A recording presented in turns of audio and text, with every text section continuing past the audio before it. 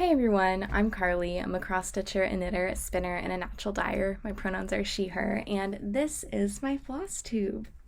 I just filmed this entire thing only to find that the file was corrupted, so take two. Awesome. Happy February. It's been a bit of a busy month, as seems to be the case these days for me. I've been putting in more hours at the yarn supply shop where I work, which has been really great. I feel like I am retaining more information about, how to do things in the shop, but also just like how to answer questions about crafts that I don't necessarily do, but I'm like around my coworkers enough where I can like kind of glean that information, or just meeting more people who do those crafts and like they're educating me in the shop, which is so fun. I really love going to that space and helping people pick things out for what they're going to be doing, and it's just been great. We also had our first natural dye group meet up with me as the leader.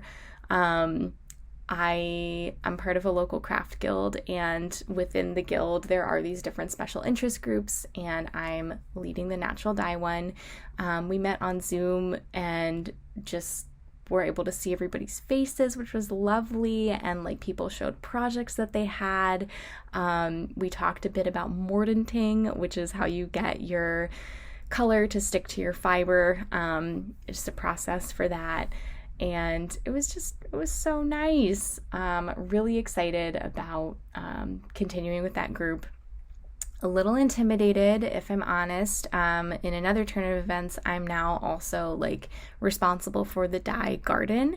I don't know how to garden, and I need to figure out how to do that so we can grow some plants and hopefully dye with them at some point. But they tell me it's the time of year where I need to decide what seeds we're gonna put in, and gotta do that. So wish me luck.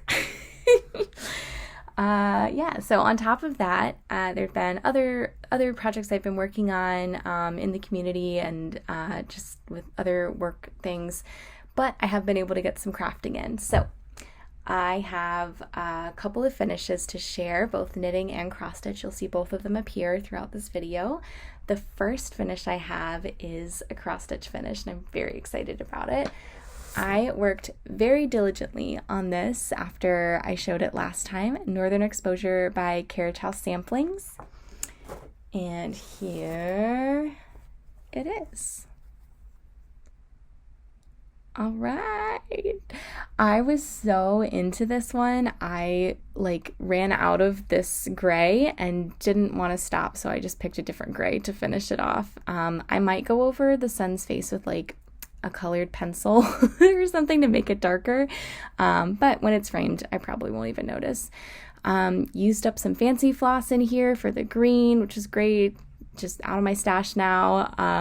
I love the sun with a face, as we know, and made a couple other little personalizations that I'm really pleased with. So this is mostly just DMC from stash that kind of looked like what was on the picture. I don't think any of this is called for, because I don't know if this has oh no, it does have a DMC conversion, but I don't know, I didn't follow it super close. I think this is going to look wonderful framed, and I adore it. This is stitch 2/2 on a 32 count Lugana from Fortnite Fabric. So yeah. My next finish I don't have with me, but I'll insert some footage of it. It is Killin' It by the Witchy Stitcher, and I stitched this for a friend for her birthday. So I stitched the white in glow in the dark, so the skull and the outline of the words glows, and I also sneaky stitched her initials in there. But anyway, so those are my cross stitch finishes. My knitting finish is, I'm counting it as a finish because I am going to use it for things. It's technically a gauge swatch. So a gauge swatch is like a piece of fabric that you knit using what the pattern suggests for yarn weight, which is like how thick the yarn is, and needle size. And you try to get it to match the pattern as closely as possible, how many stitches per inch you get, or per 4 inches, so that your garment will be like of the same dimensions that the pattern calls for. If your stitches, if you have like more or fewer, then you can like change your needle size or even your yarn size. So this is my gauge swatch for the Find Your Flock sweater by Brienne Moody, which I'll be showing a little more and talking about later on. And I did it in the round because your tension can be a little bit different when you're knitting in the round versus like flat. And I blocked it, which means I got it wet, and that helps the stitches bloom and helps you measure your gauge a little more easily. I'm glad I did this just to figure out my my gauge, but also I decided I wanted to actually swap out the blue and the red in this, so I'm gonna reverse them. And yeah, I will use this when transporting bottles of wine places. I think it would fit on there very nicely, so if I ever have occasion to do that again. Great. All right. Whips. I have quite a few whips. I'll do my knitting whips first. There's only 3. Only 3. First, I have another hat. I love having like an easy project in the shop. So if somebody has a question about a technique or something, I can show them real easily and just like unpick it. Or, if it's slow, I like to have something that I can just work on and not think about it. But this is the, I want to say, is it this hipster slouch beanie? Something like that. I'll link my Ravelry below. And I'm stitching it in Mondum or Mondim. I need to double check that pronunciation, from Rosa Pomar, one of my favorite yarn brands.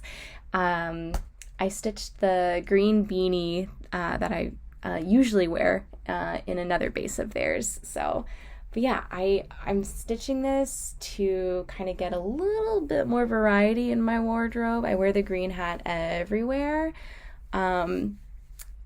Oh my God, I'm so stoked about this. This is the kind of style of hat that I would have wanted to wear in high school, but was like too intimidated. And also, which, silly. I was very scared to wear what I wanted. And I also had like a ton of hair. So wearing a hat like this, it just wouldn't stay on my head. But now, oh my God, it's like Velcro. It's amazing. So nice little slouch situation. I don't know if this is considered in style anymore. I don't freaking care. I'm healing my inner teenager by knitting this and wearing it and feeling like this is what she would have wanted. So, yeah, I love this. It's nice and warm, it's nice and light, and it is really easy. It's just a rib and then knit. And I'll be decreasing after like another inch or so. So yeah, that one's coming along. I also have made almost another pair of lambing mitts by Veronica Job. I had shared a turquoise version of these that I made in the past, and while I loved how those felt, the color just really wasn't me. So one of my friends lost a pair of fingerless gloves recently, so I offered my turquoise ones to them. They were a lot of like bright fun colors and like funky jewelry and things like that, so it just fit in with their wardrobe super well. And then I was able to have an excuse to get some more piece fleece, which this is stitched in, something more in my color, and oh my God, I love it. I love how this feels. I love how this looks. I love just like a gray heather. It's just, I love it. So of course I got to do the thummies, but other than that, it's done. The stitches up so quick. It's a really easy pattern. So yeah. And then my last knitting whip is my Find Your Flock sweater by Brienne Moody. This is a pattern that she designed using Wandering Flock yarn. That is a brand that we do carry in the shop. It's a little outside my comfort zone right now, very bright, vibrant colors, but would like to try something with them one day. This is Serena. Whoops, sorry, Serena. She was the model for this pattern, and she also is a customer at the shop, so it's really fun to like see her in this pattern.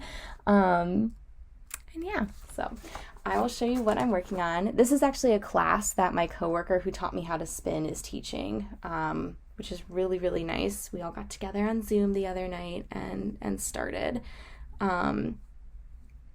Yeah, I'm really grateful to have her guidance for sure on my very first sweater. So yeah, the yoke is what I'm working on right now, and I don't know, we'll see. I'm mostly concerned about learning the different techniques associated with making a sweater versus like how this one actually looks. Like, it'd be cool if I want to wear it when it's done, but you know, who knows what'll happen. I'm using some colors from these are Ritual Dyes, which are like a Pacific Northwest based dyer, and Neighborhood Fiber Co., which is like a Baltimore based dyer. This is the color that I really wanted to do most of the sweater in, but we didn't have enough in the shop. So this is just going to be one of my contrast colors, which is fine.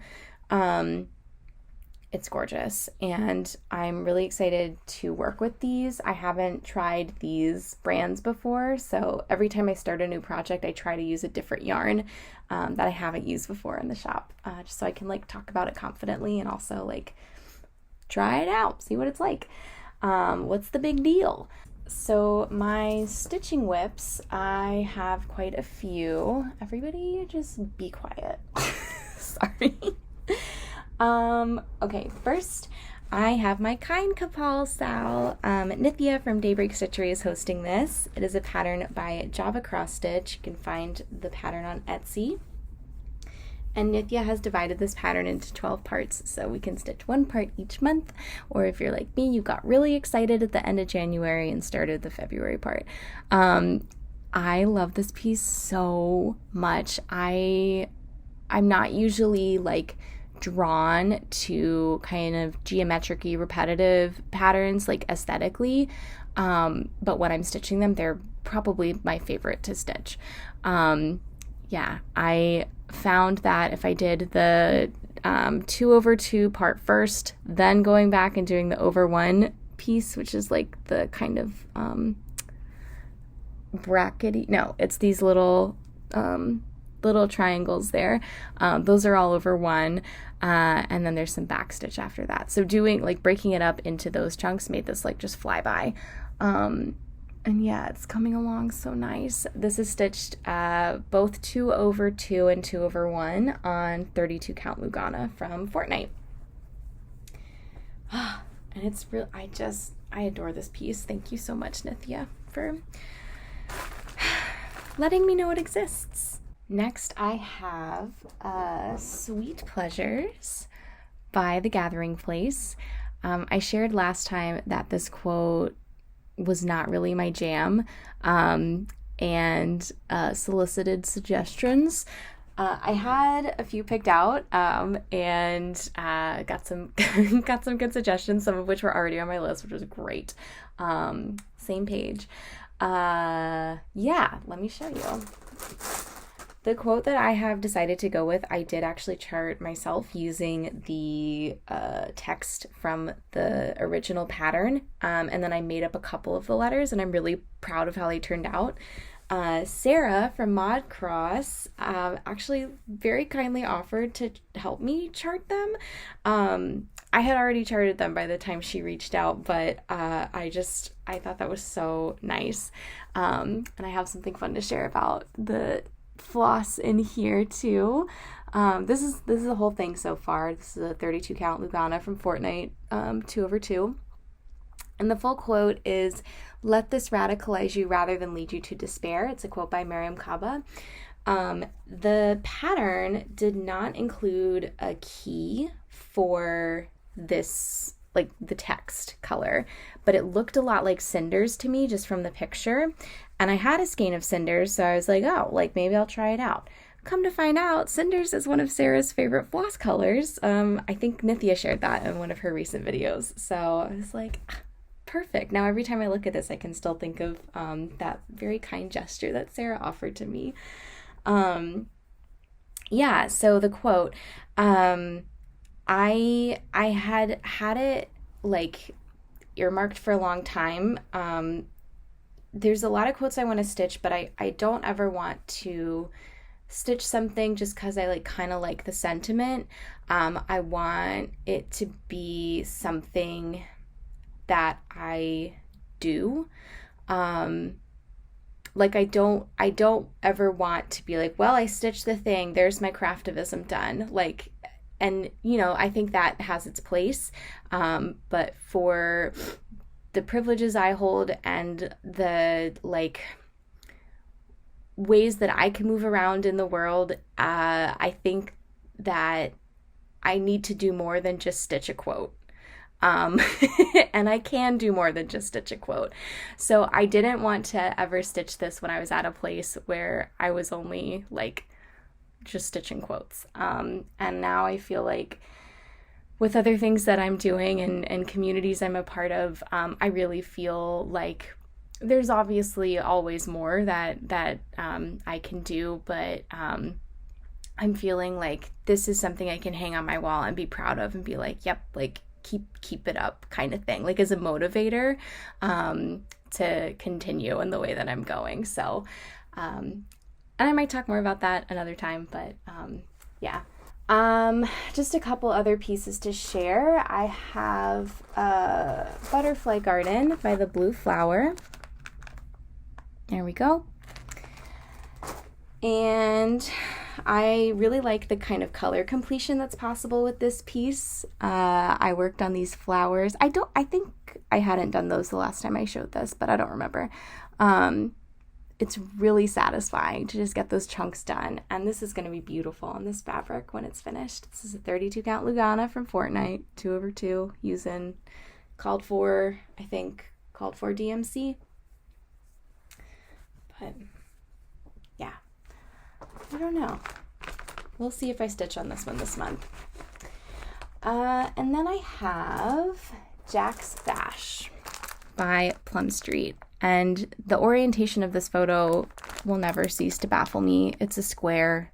Surely it could have been photographed like this. Whatever. You do you. Sweet Paulette. I say that like I know her. I don't. This is what I have so far. I was super stoked to do an alphabet sampler because I could change the colors to match my initials.